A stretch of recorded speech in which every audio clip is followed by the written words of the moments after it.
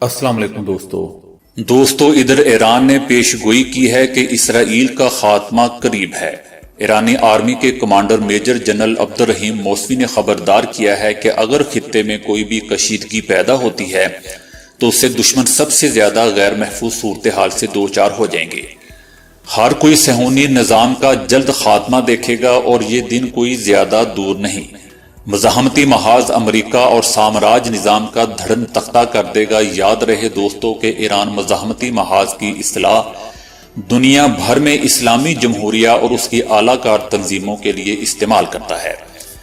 بالعموم یہ اصطلاح لبنان کی شیعہ ملیشیا حزب اللہ کے لیے استعمال کی جاتی ہے۔ جنرل نے کہا کہ دشمن اس بات سے بخوبی آگاہ ہیں کہ خطے میں کوئی بھی کشیدگی اور عدم تحفظ انہیں سب سے غیر محفوظ صورتحال سے دوچار کر دے گا۔ امریکہ صرف اس وقت تک ہی کسی ملک کی حمایت کرتا ہے جب تک وہ اس کے مفادات کا تحفظ کرتا ہے۔ امریکہ نے اپنے انتہائی دباؤ کی پالیسی کے ذریعے ایران کو توڑنے کی کوشش کی ہے، لیکن وہ اس میں ناکام رہا ہے اور آج امریکہ کنفیوز ہے۔ ایران نے افزودہ یورینیم کے ذخیرے میں اضافے کے لیے ایڈوانس سینٹری فیوجز پر کام شروع کر دیا ہے۔ آئندہ 2 ماہ کے دوران میں IR-4 سینٹری فیوجز کی 164 مشینیں چالو حالت میں آ جائیں گی۔ ایسی 20 مشینیں پہلے ہی کام کر رہی ہیں۔ ایران کے جولائی 2015 میں طے شدہ جوہری سمجھوتوں کے تقاضوں سے اعراض کے فیصلے کو واپس لیا جا سکتا ہے، لیکن اس کی شرط یہ ہے کہ دوسرے تمام فریق بھی اپنے وعدوں کو پورا کریں۔ دوستو ایران یورینیم کو 20% تک سے بھی زیادہ افزودہ کرنے کی صلاحیت کا حامل ہے۔ ایران نے جمعہ سے جوہری سمجھوتے کی شرائط کو پورا نہ کرنے کا آغاز کر دیا ہے۔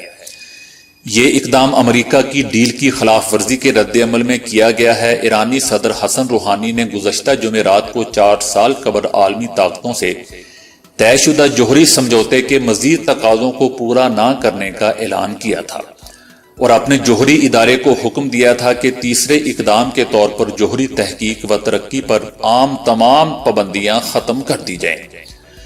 نیوکلیئر ڈیل بچانے کے لیے یورپی ممالک کو دی گئی ڈیڈ لائن ختم ہونے پر ایران نے جدید جوہری سینٹری فیوجز چلا دیے۔ Atomic energy organization of Iran کے مطابق جدید سینٹری فیوجز چلانے سے ملک کی افزودہ یورینیم کے ذخائر میں اضافہ ہوگا۔ ان مشینوں کی صلاحیت پچھلی مشینوں کی صلاحیت سے کئی گنا زیادہ ہے اور اس ایرانی اقدامات سے متعلق انٹرنیشنل اٹامک انرجی ایجنسی کو بتا دیا گیا ہے کہ اب دیکھنا یہ ہے کہ اس کا رد عمل دنیا کی طرف سے کیا آتا ہے۔ دوستو جبکہ ایران کے صدر ڈاکٹر حسن روحانی نے ایک بار پھر کہا ہے کہ جوہری معاہدے کو برقرار رکھنے کے حوالے سے یورپی یونین کے ساتھ کسی بھی جلد سمجھوتے کو خارج از امکان قرار دیا ہے، دوسری جانب ایرانی وزارت خارجہ کا کہنا ہے کہ جوہری معاہدے کی پاسداری کم کرنے کے سلسلے میں تہران کے تیسرے اقدام کا اعلان 1 یا 2 روز میں کر دیا جائے گا۔ دوستو ڈاکٹر روحانی کا کہنا ہے کہ ایران جوہری معاہدے کو بچانے کے لیے یورپی یونین کو مزید 2 ماہ کی مہلت دے سکتا ہے اور انہوں نے باور کروایا کہ تہران 4 ماہ میں تیل کی فروخت کے $15 ارب حاصل کرنے کی صورت میں ہی جوہری معاہدے کی پاسداری کی طرف لوٹے گا۔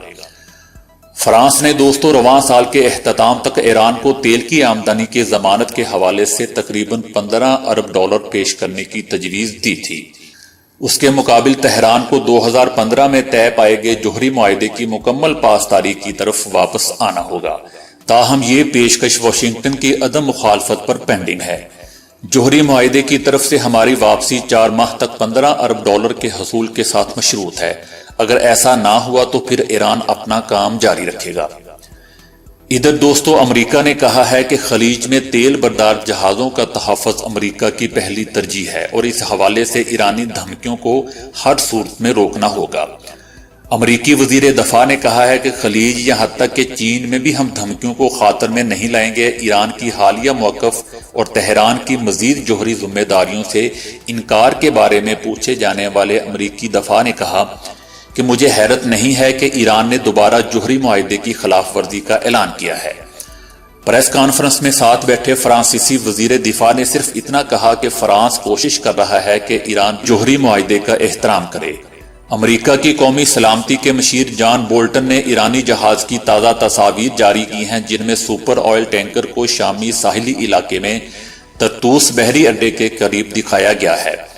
مسٹر بولٹن نے دعویٰ کیا کہ شام کی جانب سے پیش قدمی کی خبروں کو غلط قرار دینے والوں کے لیے یہ تصاویر ثبوت ہیں۔